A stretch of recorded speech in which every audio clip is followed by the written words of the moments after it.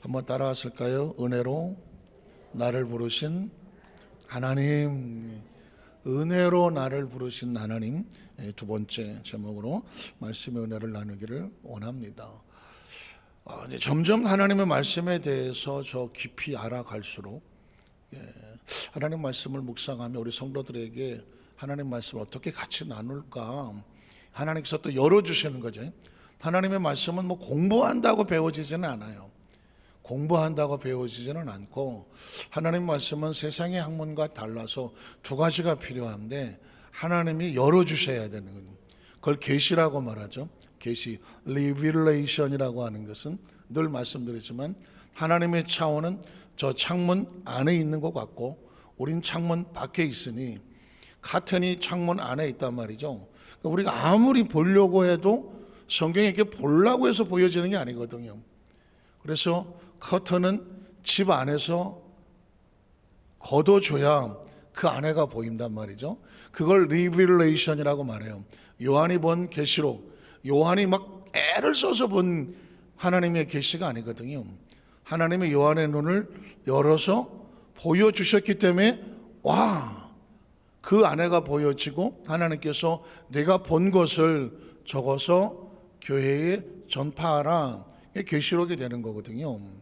그래서 하나님의 세계는 하나님이 열어주셔야 된다.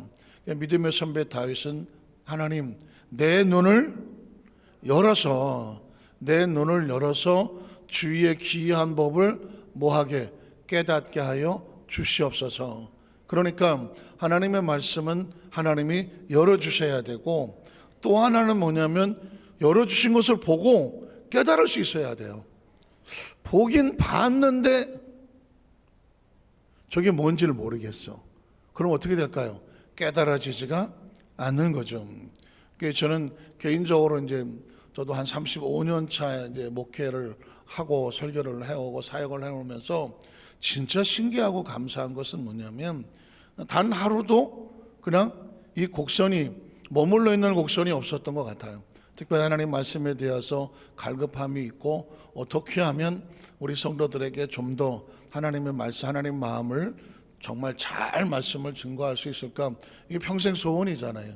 몸부림을 소원인데, 그 말씀의 세계가 계속 여기까지인가 싶으면 또 여기까지인가 싶으면 또 계속 말씀의 세계는 끝도 없이 열려지는 그런 것을 체험하게 되는데, 오늘 아침에 문득 그런 생각을 하는 거예요. 이걸 어떻게 후배들에게 가르쳐 주지?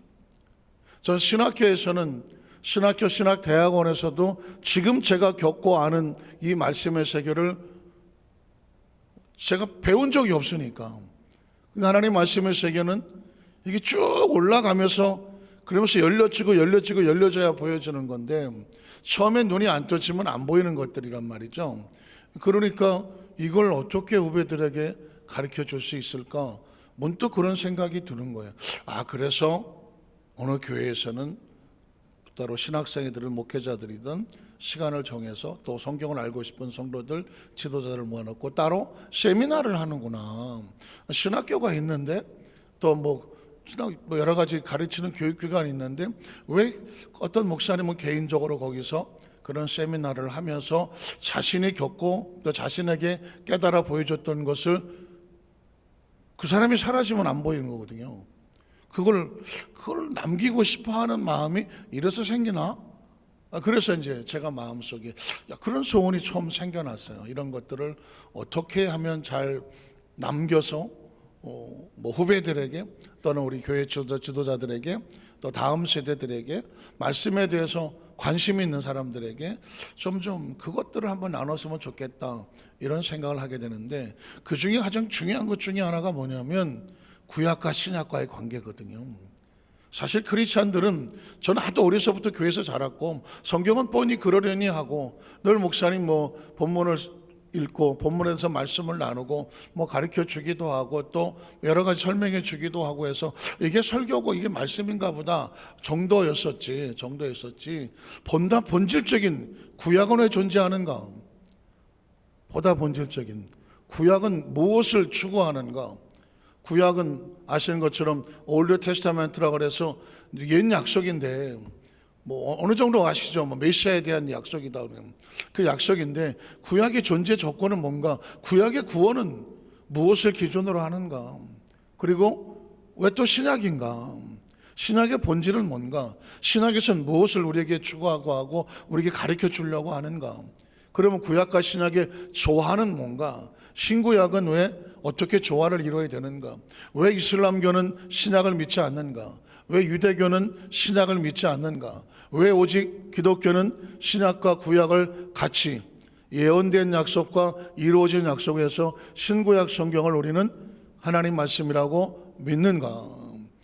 크리스찬이라고 하면 이 성경에 대한 정확한 개념을 가지고 있어야 되지 않겠습니까? 왜냐하면 성경이 하나님 말씀이라면서, 하나님 말씀이라고 하면서 말씀에 대한 정확한 개념이 없으면, 말씀에 대한 정확한 개념이 없으면 신앙은 약간 두리뭉술, 희꺼머리 하고 그냥 그 선에서 더 이상 발전하지 않고 각자, 조심스럽지만 각자 각 교회 목사님들이 각 자기들이 나온 신학교의 신학적 교리나 백그라운드를 가지고 거기에 맞춰서 그냥 말씀을 선포하고 가르치면 그 교회 다니는 성도들은 그냥 그 선에 머물러 있는 거죠.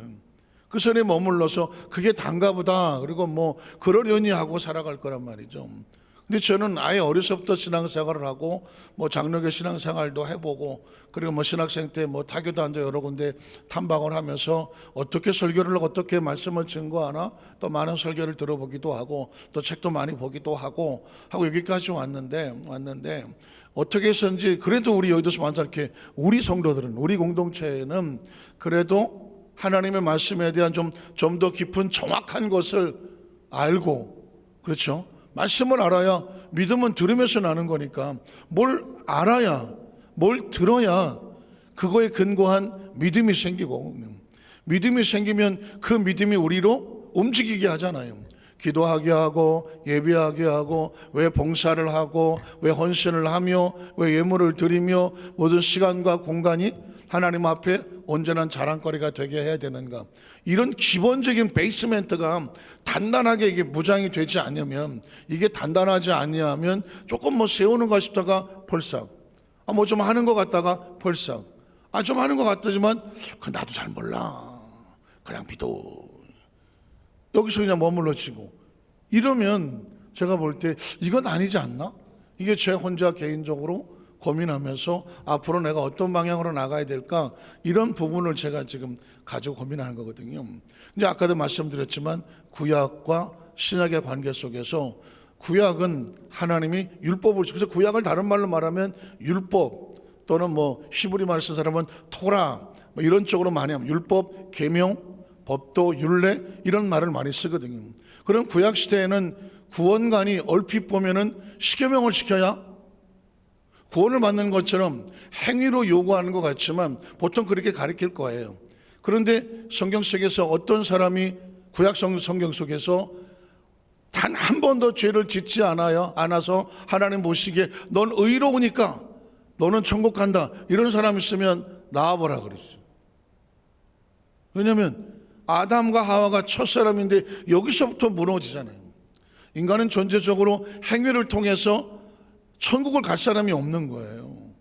아브라함이 그랬고 이삭이 노아고 야곱 다 그냥 저와 여러분 같이 그냥 인간들이잖아. 인간 다 인간들이라고요. 근데 어떤 인간들이냐? 다 하나님의 은혜가 필요한 인간들이에요.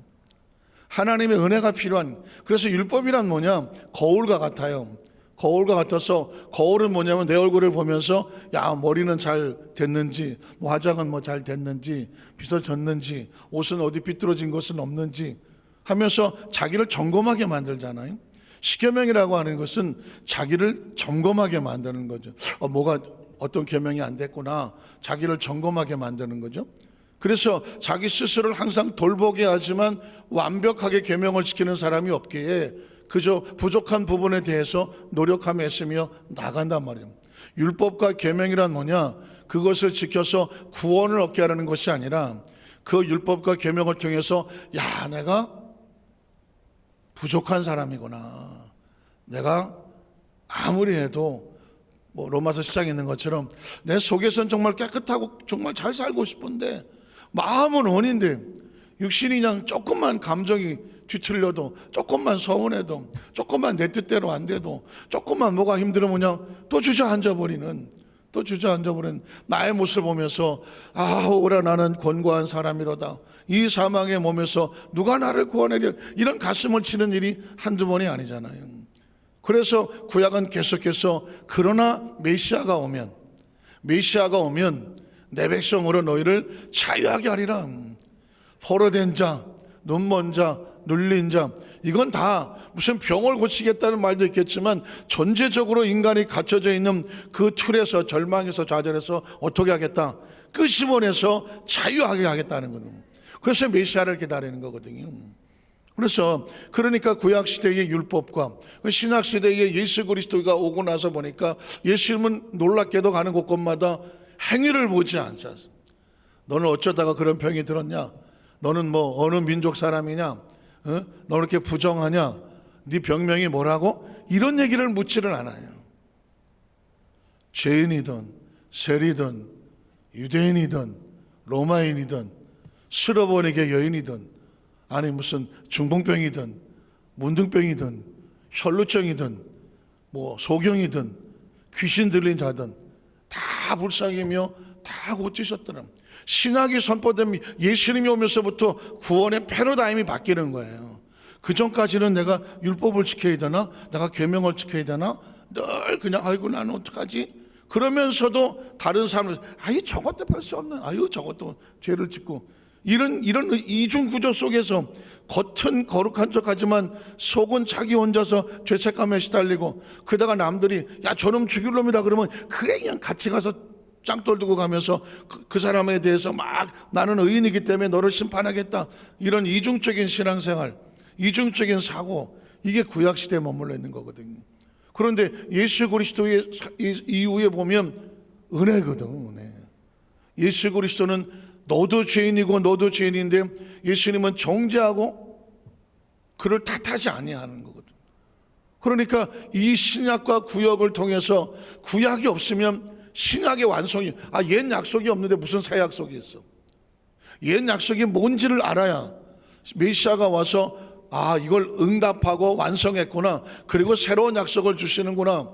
그래서 과거와 현재를 통해서 우리가 현재 위치를 아는 거죠. 구약을 알므로 미루어 하나님의 마음과 율법을 알고, 그것을 통해 예수님 오셔서 뭐 때문에 오셨느냐? 율법과 약속을 완성하러 오셨고, 우리가 예수를 믿음으로 말미암아 계명을 존중히 여기지만 부족하고 모자란 그것을 예수님께서 은혜로, 아직 시간이 있으니까, 아직 기회가 있으니까 다시 시작해보자, 다시 일어나보자, 다시 과거는 힘들고 어려운 삶을 살았지만 다시 새롭게 해보자. 이게 예수님께서 우리에게 보여주시는 은혜인 것이거든요. 그래서 구약의 율법과, 제가 뭐 짧은 시간에 다 설명할 수는 없고요, 이 구약이 율법과 계명으로 우리 행위를 돌아보게 한다면, 신약은 예수 그리스도 십자가의 은혜와 은총으로 우리가 행위적으로 부족하고 모자라지만 하나님의 사랑과 은혜로 우리를 덮어주시는 것입니다. 그래서 예수님의 비유를 보면 그걸 말하고 있습니다. 여러분, 탕자의 비유를 보십시오. 탕자의 비유를 보면 탕자가 나갔다가 돌아올 때 가장 열받아 갖고 입에 거품을 물고 계시는 분이 있어. 누구실까? 큰아들이잖아요. 나가서 열심히 뭐 양떼를 돌봤던 뭐를 했던 하고 집에 돌아와. 집에 오면서 아이고, 둘째 아들놈 저놈 시키 나가서 아버지가 걱정하시는데 나라도 빨리 가서 아버지한테 힘드실 텐데 가서 열심히 일해서 지금 이런 소득이 있고 아버지 걱정 마세요, 제가 있어요, 아빠 힘내세요, 우리가 있잖아, 뭐 이거 해야 되겠다. 열심히 와서 봤더니 분위기가 이상한 거예요. 집안이 이상해. 갑자기 막 잔치 소리가 나고, 막 바깥에서 보니까 막 고기 굽는 냄새가 나고, 한우 플러스 막 하고, 이게 막 종들이 뭐가 왔다 갔다 하고, 이상하네. 이런 분위기가 아닌데. 그래서 마침 종에게 야 이게 뭐냐 그랬더니 큰 도련님, 작은 도련님이 들어오셨습니다. 뭐라고? 작은 아드님이 오셨다고요? 그래서 지금 뭐 주인 어르신께서 지금 뭐 잔치하고 송아 잡고 난리가 아닙니다. 그때 뭐가 변합니까? 눈빛이 변하지 않습니다. 아니 이런 개씨, 응? 그 아버지 가슴에 모습을 왔고 그 유산 받아갖고 나갔다는 시기에서 아버지가 얼마나 밤마다 문 열어놓고 기다리는데 아니 이런 성화가 또 온단 말이야? 그럼 갑자기 아니 그렇다고 하면 아버지는 뭐 하는 거예요? 아 그런 자식을 받아줬다고? 아니 이거 말이 안 되지. 그 다음 단계도 뭐예요? 서운한 거예요. 아니 가만히 생각해 보니까 아버지는 나하고 내 친구를 위해서 염소도 한 마리 안 잡아주는데 아니 저 나가서 아버지 재산을 가지고 창기와 다 날려버린 저 자식이 왔는데 한우 2%를 구워줬다고? 비교를 하지 않습니까? 이게 말이 안 되지. 그리고 그 상한 마음이 어디로 가? 아버지한테 가는 서운한 마음으로 가지 않습니까? 그리고는 어떻게 말합니까? 아, 내가 이놈의 집구석을 내가 안 맞아. 안 들어가고 앉아 있는 거 아닙니까? 그때 그러고 아버지가 바깥에 와서 큰 아들을 붙잡고 얘야, 야, 네 동생이 왔어. 빨리 들어와라. 야. 이 소고기는 이거 바짝 익으면 질겨서 못 먹는다. 아주. 살짝 익었을 때 먹어야 된다. 색깔만 변하면. 그랬더니 큰 아들이 안 들어가지 않습니까? 안 들어갑니다. 나는 아버지. 인상 딱 쓰건. 왜? 아니 아버지 생각해 보세요. 어떻게 저런 놈 행위입니다. 행위.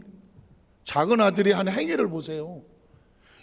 이게 말이 됩니까? 이게 집안의 망신에 개망신에 아버지 당한 거 생각해 보세요. 이런 행위를 한 놈을 우리가 어떻게 받아줍니까? 아니 그리고 저런 놈은 데려다가 종으로 부려먹어야지 왜 아버지 자식이라고 받아줍니까? 난 그게 못마땅합니다. 그리고 이 말이 나왔게 하는 소리예요. 아버지도 너무하십니다. 화살이 어디로 갑니까? 아버지한테 가잖아요. 아버지도 너무하시죠. 아까 내 속으로만 생각했는데 말을 안 할 수가 없네. 내 친구들하고 나하고 정말 얼마나 아버지에서 열심히 했습니까? 근데 한우 2%는 염소탕도 하나 안 끓여줬지 않습니까? 염소탕. 요즘 몸에 좋다는 염소탕도 하나 안 끓여줬지 않습니까? 내가 지난번에 친구들 데려왔을 때 아버지 이 친구들 고생했다고 했더니 염소탕이 아니라 무슨 그 짜장면이나 시켜 먹어라. 그리고 그렇게 보내지 않았습니까? 그때 나 창피했다고요, 아버지. 이제 그 행위하고 나는 아버지 앞에서 진짜 최선을 다했잖아요.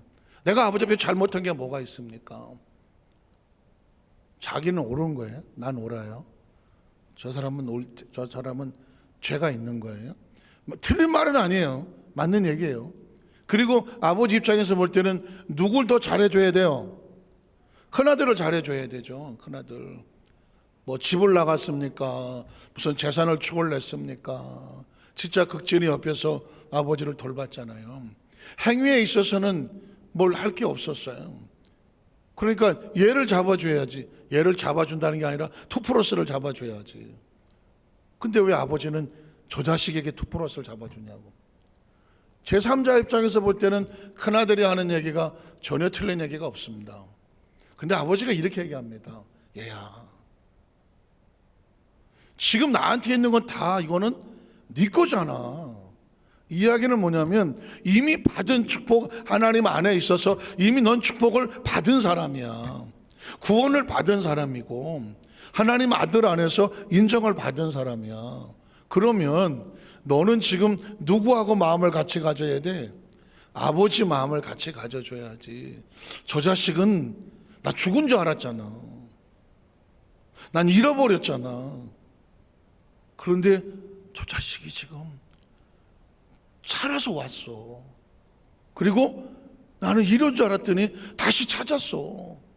그러면 야, 큰아들아, 아버지 입장에서 자식이 아무리 잘못하고 했다고 할지라도 내가 잃었던 자식을 찾았는데, 죽은 줄 알았던 자식이 살아서 돌아왔는데 내가 그 자식을 어떻게 해야 되냐?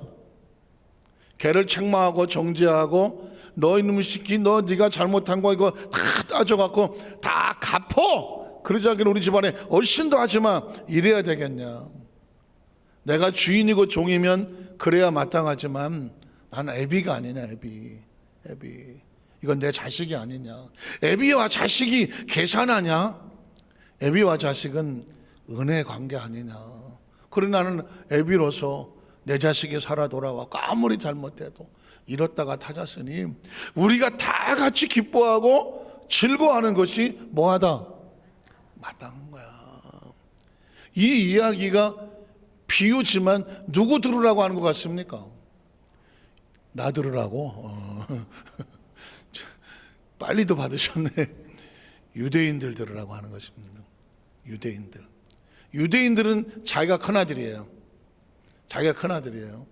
그래서 우리는 아브라함의 조상의 후손이요, 하나님의 약속을 받은 백성이요, 그 적과 고리 이 땅도 하나님이 약속에서 온 땅이고, 우리는 아직도 모세의 율법을 지키고 그 유월절이니 안식일이니 그 구약성에 있는 모든 것들을 다 지키며 우리는 선민이야. 선민, 하나님의 chosen people, 선택된 민족이야. 그러니까 우리는 인류 족속 속에서 우리가 가장 맏아들이야.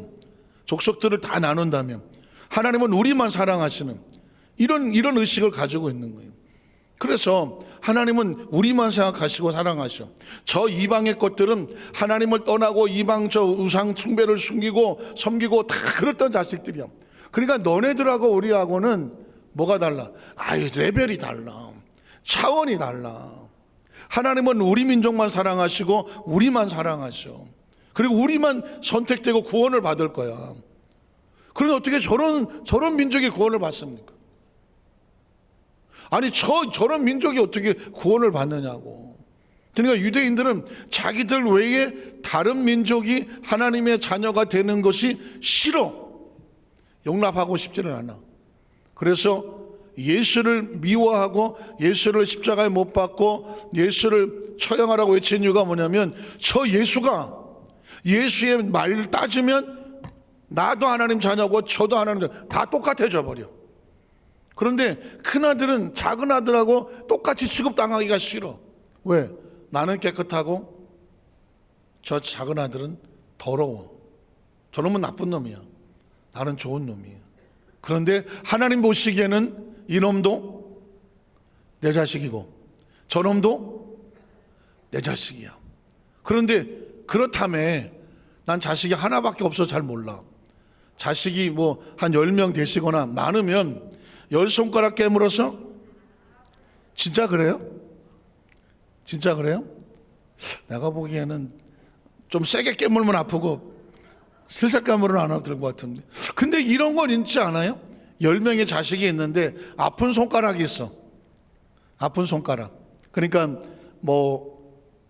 장애를 좀 가졌다든가 아니면 자랄 때 그냥 제 생각이에요.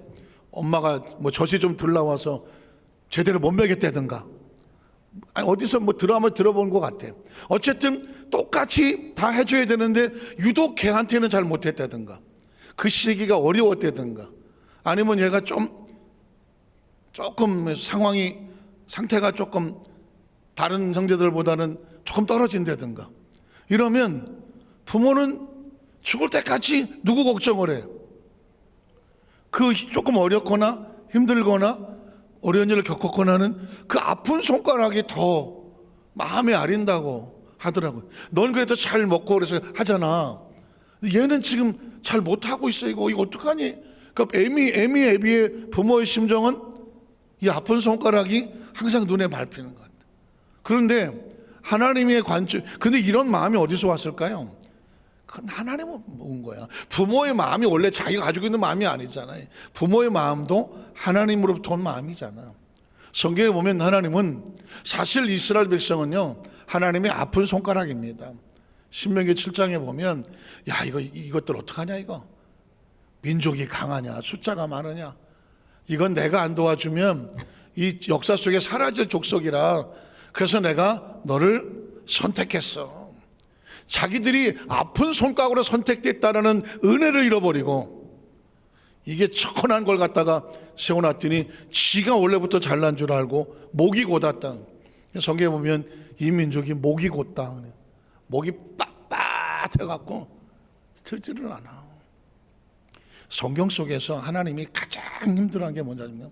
가장 은혜를 받은 사람이 어느 날 지가 원래부터 그렇게 잘난 줄 알고 빳빳해갖고 다른 사람에게 하나님 은혜를 베풀려고 하니까 저게 뭡니까?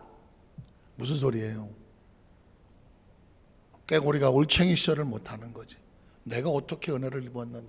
그래서 하나님께서 이스라엘 백성들에게 유대인들에 대해서 그렇게 말하는 거예요. 넌 원래부터 너도 아버지가 은혜가 아니었으면 그렇게 안 될 민족이에요. 그런데 이게 사실은요, 복음의 가장 중요한 핵심입니다. 이제 이스라엘을 넘어서 복음이 유대인으로 가고 저 로마로 가고 그 로마에서 이제 영국이나 그 다음에 이제 유럽으로 가고 그리고 배를 타고 저 미국의 아메리카 대륙으로 갔다가 거기서 남미로 내려오기도 하고 거기서 중국으로 선교를 가고 동남아시아로 가고 중국에서 이제 한국으로 한반도로 복음이 전해오고 이러면서 전 세계 복음이 정해져 갔을 때 모든 민족이 주 이름을 부른 자마다 구원을 얻으리로다. 이건 뭐냐? 이건 율법이 아니죠. 율법이 아니라 예수 그리스도의 믿음과 은혜로 믿으시면 아멘 하시기 바랍니다. 그래서 이 두 가지가 겹쳐지면 율법을 통해서 내가 하나님 앞에 이런 죄인이었구나. 은혜를 통해서 이 죄인된 나를 하나님이 받아주셨구나. 그러니까 그 은혜를 받았으니 여기서 조심할 게 있어야 돼요. 내가 은혜를 받았으니 진짜 크리스찬은 뭔지 아십니까? 다른 사람도 은혜로 여겨줄 수 있어야 돼. 교회에 많은 그 성도들이 어디까지는 내가 은혜 받았다는, 아까 그 찬송도 잘하고 은혜해.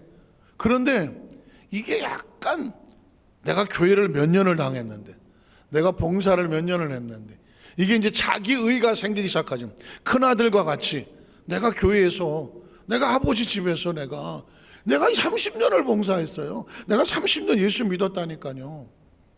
그런데 자꾸 비교를 하게 되죠. 다른 사람하고 비교를 하면서부터 그래도 저 사람보다는 내가 낫지 않아요? 라고 하는 생각이 만약에 구역에서, 교구에서, 기관에서, 성도들 삶 가운데서 그게 혹시 몰라요. 목회자들이든 어떤 사역자들이든 선교사들이든 이 마음이 들어가는 순간 그 사람은 무너집니다. 신앙의 가장 무서운 것이 뭐냐면 누군가 다른 사람과 비교를 해서 아니 저 사람한테는 저렇게 해주는데 나는 왜 이렇게밖에 안 해주지? 라고 하는 순간 그냥 꼬꾸라져요. 저도 경험해 본 거거든요. 내가 이만큼 했는데 난 이렇게 돼야 되지 않나? 그럼 나 왜 이렇게 하지? 이렇게 하는 순간 신앙은 그냥 꼬꾸라지는 겁니다. 서운하죠, 섭섭하죠, 속상하죠. 그리고 그러면 이게 누군가 대상을 찾아야 돼.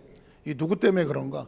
저놈 하다가 갑자기 작은 아들한테 화가 났다가 또 이게 하나님 이럴 수 있습니까? 아버지한테 화를 냈다가 눈에 걸리면 다 걸려드리는 거니. 신앙은 외부적으로 환난과 핍박과 어려움이 다가왔을 때는 금식도 하고 철야도 하고 그냥 주여 하고 하면서 이겨내려고 해. 문제는 뭐냐면 내 안에 연기처럼 슬쩍 스며들어와서 마귀가 야, 너 대단한데 왜? 야, 네가 얼마나 봉사했어? 야, 네가 얼마나 신앙생활 했냐고. 네가 여태까지 한 건 생각해봐. 너같이 열심히 하는 사람 누가 있어? 이게 굉장히 무서운 겁니다. 그런데 야, 너 그렇게밖에 대접 못 받냐? 야, 너 하나님 널 사랑한 거 아니야. 너 생각해봐라. 너 그렇게 무시당하면서 왜 거기 있어? 이게 들어오면은요. 그 다음에 어떻게 돼요? 맞아. 그러면 그동안 했던 모든 것들은 다 주저앉아요. 제가 이제 저도 겪었던 거라고 얘기를 자꾸 하는 거예요. 근데 구체적인 얘기하면 피차 힘들어져. 그래서 어쨌든 뭔가 뭔가 할렐루야 하고 열심히 하고 있는데 어느 날 좌우가 보여. 좌우를 보니까 저 사람은 나보다 더 저기 하는 것 같고 난 저 사람보다 조금 왜 내가 이런 취급을 당하지? 하는 것 같은 생각이 딱 들어오는 순간 어떻게 되냐면 맥이 풀려. 해야 되나? 말아야 되나? 아니 이거 왜 저 사람은 저런데 나는 이러지? 이게 무서운 거예요. 무서운 거예요. 하나님의 나라는 저 사람은 저 사람의 길을 가는 거예요. 저 사람의 길. 나는 나의 길을 가는 거예요. 하나님과 우리는 1대1이야. 1대1. 그리고요 마지막 끝은 아무도 몰라. 지금은 저 차가 빠른 것 같아. 내 차는 그냥 이 뒤에 있는 것 같아. 그냥 나는 그냥 길을 법도를 지키고 가. 좀 늦더라도 저 사람은 뭐 그냥 막 가는 것 같아. 그냥 저거 막 따라갈까 싶은 생각도 들어. 근데 그냥 가 그냥. 나중에 신호등 가면 똑같이 만나. 거기 있어 그냥. 거기 기다리고 있어. 경험해보지 않았나요? 있어요. 그래서 여러분 하나님의 일의 결과는 아무도 몰라. 결과는 누가 책임지느냐? 하나님이 책임지는 거예요. 하나님이 책임지는 거예요.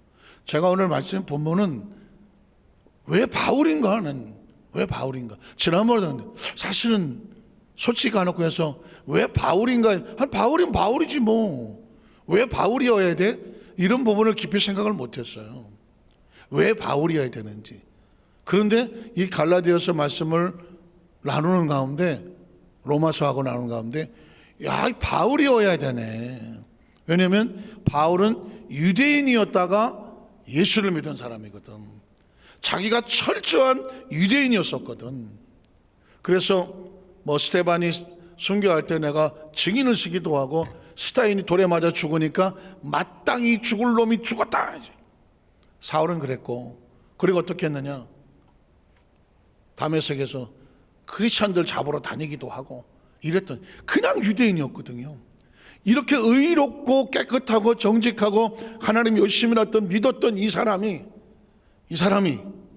예수를 만나서 꼬꾸라지면서 은혜로 들어오고 나니까 자기 지나간 과거에 유대인으로 살았던 것이 얼마나 부끄러운지를 알았어. 자기가 죄인 중에 계신데 그 율법적인 의를 가지고 수많은 사람들 돌을 던지고 고통스럽게 했었던 자기가 얼마나 죄인인지를 알았어. 그래서 꼬꾸라서 이 심정을 알기 때문에 이 사람이 유대인을 향해서 말할 수가 있는 거예요. 유대인이 아닌 사람이 백날 유대인들에게서 말해봤자 말빨이 안 서. 그러나 바울은 철저하게 유대인이었기 때문에 그가 꼬꾸라에서 예수를 만나고 나서 나는 유대인이었지만 예수를 만나 이렇게 변했다 라고 말하니까 유대인들이 할 말이 없어. 할 말이 없어. 또 반대로 이 사람은 시민권자예요. 로마 시민권자예요. 그러니까 그냥 유대인이면 로마에 가서 말을 할 수가 없어. 그런데 로마의 시민권자예요. 로마의 시민권을 가진 사람은 누구도 이 사람을 무슨 자기 마음대로 재판하거나 할 수가 없어. 로마의 황제 앞에, 법정 앞에 가야 돼. 그래서 바울의 마지막 순교 자리는 로마의 법정 앞에, 그 황제 앞에 가서 자신이 왜 예수를 믿었는지, 원래는 유대인이었는데 내가 예수를 믿고 만나고 체험하고 꼬꾸라치고 나니 이게 복음이 믿음으로 의를 얻더라. 이걸 마지막으로 거기서 외치고 그는 장렬하게 순교를 하는 것입니다. 그래서 신앙은 모른다고 그랬어요. 왜 바울인가? 뭐 앞으로도 계속 나오겠지만 잘 먹고 잘 살다가 99세까지 살다가 9988234 88하다가 231 알다가 그걸 축복으로 아는 이 세상의 기준에다가 바울처럼 자신의 마지막 달려갈지가 마지막 복음을 전하는 거기까지 가고 내가 뭐 몇 살인지 그게 중요한 것이 아니라 마지막 사명을 다 던지고 장렬하게 전사하는 그게 크리스천의 입장에서는 그게 최고의 축복이었던 거예요. 아멘을 아무도 안 하셔갖고 내가 신앙이란 그런 거예요. 신앙이란 그런 겁니다. 어차피 우린 지구를 떠나게 되어 있어요. 뭐 50에 떠나든 뭐 70에 떠나든 80에 떠나든 뭐 100에 떠나든 뭐 좀 세속적인 얘기지만 뭐 벽에 똥칠을 하시다가 떠나든 다 떠납니다, 사람은. 근데 이렇게 살다가 보니까 우린 크리스찬이잖아. 크리스찬인데 크리스찬은 어떻게 자기의 생애 마감이라 그러니까 그렇지만 자기 생애를 장식할 건가, 데코레이션을 할 것인가 보면 마지막 순간까지 내가 하나님 내게 맡겨주신 사명을, 내 생명의 마지막을 거기다 놓고 끝을 내면 그게 하나님 안에서 최고의 작품인 거예요. 그 사람이 진짜 하나님의 자녀인 거예요. 그리고 우린 지구를 떠나도 갈 데가 있잖아. 7명 가시네. 7명. 우리는 진짜예요. 이순신 장군이 그런 얘기를 했잖아요. 죽고자 하면 살고, 살고자 하는 놈들은 죽는다, 그러지 않았어요? 우린 예수 안에서 죽겠다고 각오를 하면, 죽음을 두려워하지 않으면 죽음이 피해간다니까. 근데 죽음이 두려워서 내가 어떡하면 오래 사나, 나 맨날 이러고 앉아 있으면 죽어. 죽는다니까. 해봤으니까 알잖아요. 해봐야 안다니까. 아니, 제가 나이 40대 초반에 그냥 심하게 말하면 죽어봤다니까. 40대 초반에요. 미국 선교사 하다 제가 수도 없이 얘기하잖아요. 책상에 앉다가 그냥 꼬꾸라졌다니까. 굉장히 스트레스가 아마 많았었던 것 같아요. 그냥 꼬꾸라졌다니까요. 꼬꾸라져갖고 내가 얼마 만에 깼는지를 모른다니까. 지금 생각하니까 아마 졸도를 한 것 같아요. 졸도를 한 것 같아요. 근데 거꾸로 지는 의식이 없었어요. 아이고 어지러워, 이게 없었다니까. 그냥 순간 그냥 필름이 딱 나가버린 거야. 필름이 나간다는 인식도 없었으니까. 내가 왜 쓰러지네 이런 인식이 없었다니까. 그래서 제가 그리고 나서 얼마가 있었는지 모르고 나중에 팍 하고 이게 전기 들어오듯이 뭐가 의식이 딱 들어와서 여기 어디지? 눈도 안 떠지고 여기 어디지? 내 지금 뭐 하고 있지? 살았나? 죽었나? 뭐 눈을 감고 있으니까 깜깜하니까. 그러고 나서 눈을 떠봤더니 이 바닥에다가 이렇게 돼갖고 뻗어 있는 거예요. 그래서 조금 일어나서 딱 보니까 내가 책상에 앉다가 그냥 나가 떨어진 거예요. 보니까 이렇게 여기 코 이런 데가 까졌더만. 바닥이 카페트, 미국 집은 카페트고 나무 집이라서 그나마 이 면상이 남아 있는 거지. 만약에 콘크리트에서 그냥 들이 까졌을 거예요 아마. 가만히 앉아서 생각해 보니까 내가 책상에 앉다가 나갔어. 근데 얼마나 있다 일어난지는 몰라. 그러니까 죽느냐 사느냐가 내가 그때 깨달았어. 이렇게 가는구나. 사람 그렇게 갑니다. 좀 생각하고 2, 3일 없어요. 저는 그날 이후에 40대 초반 이후에 그날을 겪고 난 이후에 진짜 내일을 보장 못한다 그래서 사람은 이렇게 가는구나. 뭐 여보 뭐 천국에서 만나요 애들아 하면 진짜 축복이야. 제가 겪어본 경우는 그런 인식도 없어. 어떤 경우에는 내가 죽는다는 인식도 못할 수도 있을 것 같아. 그렇게 갈 수도 있을 것 같아. 아예 기억이 없으니까. 눈을 떠보니까 지구가 아닐 수도 있어요. 저도 눈을 떴는데 이게 어딘지 모르겠더라니까. 한참 깨고 의식이 돌아온 다음에 그런 있었구나. 그 다음에 제가 어떻게 살겠어요? 내일이 없어요. 내일이 없는 거예요. 겪어봤기 때문에 그러는 거예요.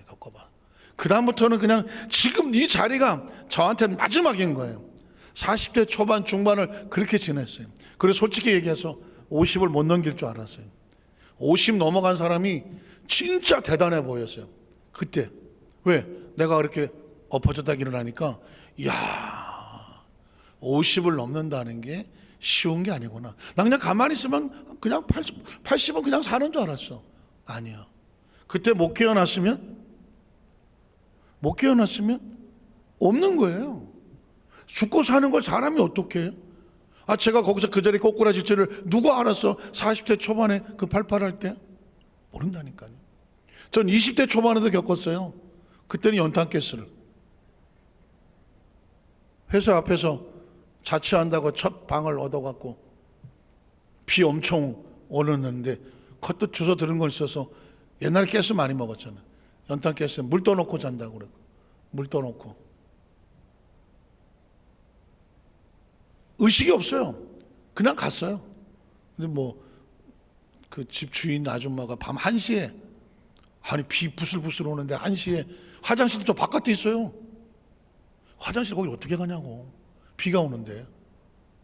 지금 생각해도 이건 기적이야. 새벽 1시에 여러분 같으면 바깥에 부슬부슬 비가 많이 오는데 여름철에 그 화장실 저 바깥에 뭐야 옛날에 나무로 해놓고 가마니 같은 거를 계속 두 칸 이렇게 있고 푸세식 아시잖아. 거기 가면 항상 몽당 빗자루가 하나 이렇게 하나 있잖아요. 빗자루가 하나. 그 빗자루가 밤에는 도깨비 돼서 이렇게 나타나고 뭐 빨간 장갑도 있고 까만 장갑도 있고 뭐 그런 거. 그거 쉽지 않잖아요. 남자들도. 근데 이 아주머니가 화장실을 갔는데 근데 제가 있는 방에 불이 켜 있고 애가 우는 소리가 앵앵 소리가 들리더라는 거예요. 이분이 그냥 급하니까 화장실부터 갔어. 오다가 그냥 들어갔으면 좀 끝났어요. 근데 참 그분이 제 방을 열어봤어요. 제 방을. 불도 켜 있고 뭐 애우는 소리가 나니까 문을 열어봤어. 근데 제가 20대 초반이니까 아직 체력이 팔팔해갖고 이 연탄가스를 먹은 거예요. 그래갖고 일어나려고 꼬꾸락 치는데 막 코피를 흘리고 있더래. 그리고 앵앵거리는 소리가 뭐냐면 옛날 야외 전축 아시죠? 동그란 거에 이렇게 들고 다니는 휴대용. 그 다음에 LP판 놓고 그걸 제가 틀어놓고 잔 거야. 옛날 밤을 잊은 그대 뭐 영시의 다이얼 뭐 이런 그거 다 옛날에 그걸 틀어놓은 거예요. 음악이 나온 거죠. 그러니까 이 양반이 볼 때는 그게 애우는 소리가 들렸어. 큰일 났다고 송장 치른다 그래요. 제가 의식이 없잖아요. 그때는 제 생각에 한 2시나 됐을까? 그래서 내가 그때도 마찬가지예요. 2번 겪었으니까 제가 뭐가 팍 하고 들어와. 살고 죽는 건요. 의식이 없으면 죽는 거고요. 의식이 들어오면 사는 거예요. 그때도 그랬어. 팍. 근데 못 움직여. 뭐지? 근데 추워. 그러니까 혹시 아시죠? 옛날에 연탄가스 먹으면 코에다 흙 쳐발랐어. 그리고 김치국물 여기다가 동치미 여기다가. 그러니까 뭘 어떻게 했는지 모르지만 비가 오는데 바닥에다 눕혀놨어. 이 땅바닥에다가. 내가 이제 시체가 될 수 있을 상황이니까 손은 못 대고 땅바닥에 끌어다 놓고 흙을 여기다가 쳐바르고 동치국물 갖다 집어넣는 거. 그게 다야. 그 사람들이 할 수 있었던 거. 의식이 돌아온 건 하나님의 은혜예요. 딱 들어왔는데 코에서는 김치 냄새가 잔뜩 나고 몸은 부들부들 춥고 뭔지 모르겠는데 동네 사람들이 뭐라고 그래. 야, 살았어. 움직여. 동네 사람이 다 나왔었던 거야. 그래 거기서 못 움직이는 거예요. 근데 그거 보고 그때 이제 의정부 도립병원에다가 전화해갖고 제 생각에 기억이 안 나. 얼마 만에 왔는지. 하여튼 간에 왔어. 그래서 의정부 도립병원에 들어간 게 3시 반이야. 새벽에. 제가 그 방에 가니까 제일 처음 1호야 1호 가니까 좀 이따 내 밑으로 계속 들어오더만 4시 반 막 5시 반. 죄송한데요 1호만 살았어. 나머지 사람들은 못 나왔어. 가스를 너무 많이 먹었어. 그때 제 의식이 있거든요. 그분이야. 살고 죽는 거는요 내가 오늘 저녁에 잤다고 내일 아침 일어난다는 보장은 누구도 못해. 제가 이야기를 드리는 건 뭐냐면은 살고 죽는 게 나한테 있지 않아요. 살고 죽는 게 나한테 있지 않다니까요. 내가 30인데 40 So what? 어쩌다고. 난 20대 나갔었어. 20대도 나가 떨어졌었어. 살았어. 그 아주머니가 40대 나가 떨어졌다니까. 미국 가서. 그때는 어떻게 깼는지도 몰라. 그냥 살려주시면 사는 거고. 믿으십니까? 살려주시면 사는 거고요. 그냥 의식이 안 돌아오면 이 세상에서 뭐라고 말하냐면 돌아가셨다고 말하는 거예요. 그러니까 내 의식이 있는 동안만 사는 거예요. 그러니 살고 죽는 걸 내가 못해. 살고 죽는 걸 못해요. 그럼 우리는 뭘 인정할 수밖에 없어요? 창조를 인정할 수밖에, 창조주 하나님을 인정할 수밖에 없어요. 하나님의 은혜로 살아 지금 있는 것이고, 우리가 이 세상을 떠날 때 크리스천도 다 안 돼. 그러니 저는 죄송한 얘기지만 살고 죽는 거 두 번이나 겪고 나니까, 두 번 겪고 나니까 산다 죽는다에 대해서 이게 내 의지와 1도 연관이 안 된다는 걸 알기 때문에 사는 날까지만 사는 거예요. 그리고 확실하게 창조주가 있다는 것을 믿으면 내가 의식이 안 돌아오면 내 몸은 여기 있어요. 내 의식은 어디로 갈까? 우리 하나님을 믿습니다. 그 나라가 성경을 말하고 있는 하나님의 나라에서 거기서 깨면 되는 거예요.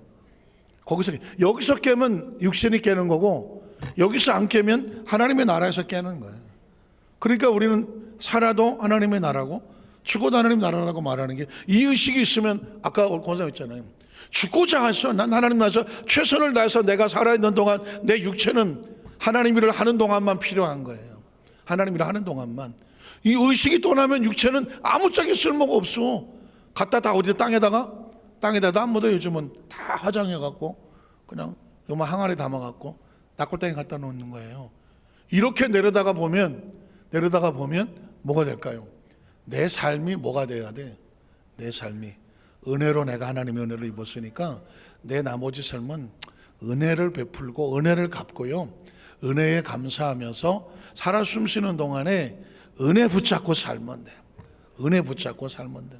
그렇게 사는 사람은 마귀도 손을 못 대고 세상이 손을 못 대고, 살아도 하나님의 나라고, 그리고 이 세상을 떠나도 역시 은혜를 붙잡은 사람은 하나님의 나라 속에서 만나게 될 줄로 믿습니다. 그래서 바울이 은혜한 것은 자기가 그 피투성이 있어서 살아서 은혜를 얻었기 때문에 은혜의 사도가 된 것이죠.